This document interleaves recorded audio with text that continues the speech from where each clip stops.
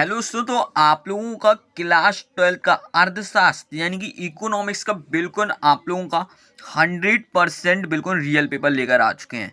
ठीक है, तो आप लोगों को इन जो क्वेश्चन हम बताने वाले हैं आप लोगों को एकदम बिल्कुल उसको बहुत ही अच्छे से रट लेना है। आप लोग बहुत ही आसानी से पास हो जाएंगे। कोई भी डिस्ट्रिक्ट का होगा नो मैटर, मैंने 2 3 4 डिस्ट्रिक्ट के पेपर्स को पूरा मर्ज कर दिया है और एक ही में एडजस्ट कर दिया है। ठीक है, तो आप लोगों को क्या करना है, जितने क्वेश्चन हम बताएंगे बहुत ही अच्छे से बिल्कुल से रट लेना है। ठीक है, तो चलिए पहले क्वेश्चन आप लोगों को हम बताते हैं, व्यष्टि अर्थशास्त्र से क्या आशय है। ठीक है, तो आप लोगों को इस क्वेश्चन को बहुत ही अच्छे से कर लेना है। और यदि आप लोग अपने YouTube चैनल पे फर्स्ट टाइम विजिट कर रहे हैं तो आप लोग YouTube चैनल को जरूर सब्सक्राइब करिएगा, बेल आइकन को प्रेस करिएगा और टेलीग्राम चैनल, व्हाट्सएप चैनल को ज्वाइन कर लीजिएगा।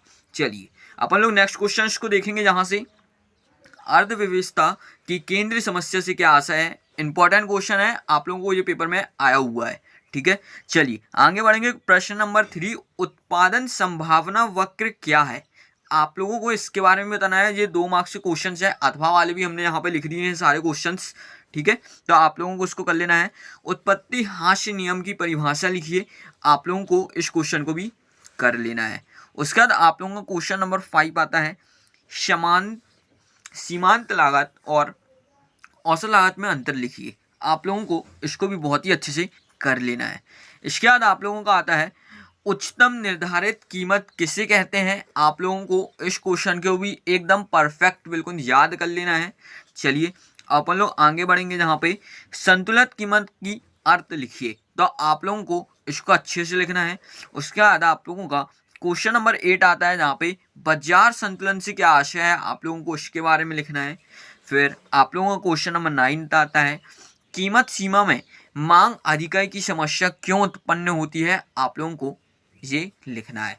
तो जितने क्वेश्चंस बता रहे हैं पूरा A to Z बिल्कुल बहुत ही अच्छे से रटते चलिएगा, यूट्यूब चैनल को सब्सक्राइब करते चलिएगा। चलिए अपन लोग आगे बढ़ेंगे। बजट रेखा क्या है, आप लोगों को इसके बारे में 2 नंबर पे लिखना है। इसके बाद पूरक वस्तु किसे कहते हैं, इसको लिखना है आप लोगों को। इसके बाद मांग का नियम बहुत इंपॉर्टेंट है, मांग के 1-2 क्वेश्चन आपको देखने के लिए मिलेंगे ही मिलेंगे पेपर में। ठीक है, उपभोक्ता संतुलन का अर्थ बताइए और उत्पादन लागत से आप क्या आशय है। ठीक है, तो ये इतने क्वेश्चंस आप लोगों को जितने हमने बताए हैं अभी आप इतने कर लीजिए। और इसके आगे चलिए अपन लोग देखते हैं, ये आप लोगों को कितने 14 क्वेश्चंस हो गए। ठीक है, आप लोगों को उसके बाद अब आगे के क्वेश्चंस हम बता देते हैं आप लोगों को कौन कौन से करने हैं, आप लोग उसको भी कर लीजिएगा।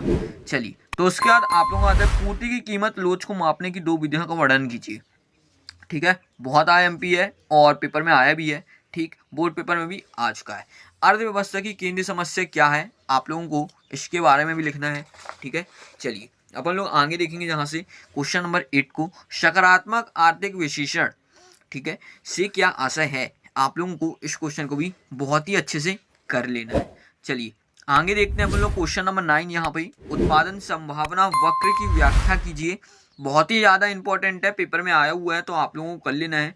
ठीक, उसके बाद क्वेश्चन नंबर 10 देखेंगे, कुल उपयोगिता और सीमांत उपयोगिता में 3 संबंध लिखिए। यानी कि 3 नंबर का ये क्वेश्चन है आप लोगों का। ठीक है, 3 नंबर वाले शुरू हो चुके हैं, तो 3 नंबर के क्वेश्चन को आप लोगों को अच्छे से कर लेना है।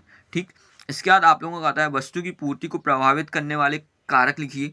बहुत इंपॉर्टेंट क्वेश्चन है, आप लोगों को करना है। ठीक है, मांग के नियम में अपवादों को समझाइए। ठीक, 3 नंबर का क्वेश्चन है, आप लोगों को 3 नंबर वाला क्वेश्चन 4 नंबर पे भी देखने को मिल सकता है कुछ डिस्ट्रिक्ट में। ठीक है, मांग की लोच के प्रकारों का वर्णन कीजिए। बहुत इंपॉर्टेंट क्वेश्चन है, कर लो। ठीक है, बोर्ड पेपर में भी आता है। कीमत मांग लोच के निर्धारक तत्व समझाइए। आप लोगों को इस क्वेश्चन को भी बहुत ही अच्छे से कर लेना है। ये आप लोगों के 4 नंबर के क्वेश्चन है। ठीक है, उपयोगिता की विशेषताएं लिखिए, आप लोगों को इसके बारे में करना है। उसके बाद कुल उत्पादक, सीमांत उत्पादक और औसत उत्पादक में संबंध स्पष्ट कीजिए। आप लोगों को इसको भी करना है। उसके बाद आता है, स्थिर तथा परिवर्तनशील लागतों में अंतर स्पष्ट कीजिए। आप लोगों को इसको भी कर लेना है। इसके बाद आपका आता है, लागत वक्र आकृति से क्या होते हैं, क्यों होते हैं। ठीक है, आप लोगों को इसको भी करना है। इसके बाद आता है, उत्पादन फलन की अवधारणा को समझाइए। आप लोगों को करना है। इसके बाद पूर्णतः लोचदार मांग एवं पूर्णतः विलोचदार मांग की संपेक्ष में समझाइए। जितने क्वेश्चंस दिए हैं आप लोगों को 4 नंबर, 3 नंबर, 2 नंबर, आप लोगों को बिल्कुल जितने क्वेश्चंस बताए हैं एकदम बिल्कुल रट लीजिएगा, क्योंकि आप लोगों को यही पूरा 100% पेपर में देखने को मिलने वाला है। ठीक है, तो आप लोगों को बिना डरे बिना कुछ करे आप लोगों को इन क्वेश्चंस को रेडी कर लेना है। ठीक है, तो जितना कुछ भी हमने आपको अभी तक बताया है बिल्कुल A to Z याद कर लीजिए और बिंदास पेपर देने चले आइए, आप लोगों का पेपर बहुत ही अच्छा जाएगा। ठीक है, तो अब अपन लोग मिलेंगे अगली वीडियो में। यूट्यूब चैनल को सब्सक्राइब करके रखिएगा, बेल आइकन को प्रेस करके रखिएगा। तो अब अपन लोग मिलते हैं अगली वीडियो में। आज के पेपर के लिए बेस्ट ऑफ लक।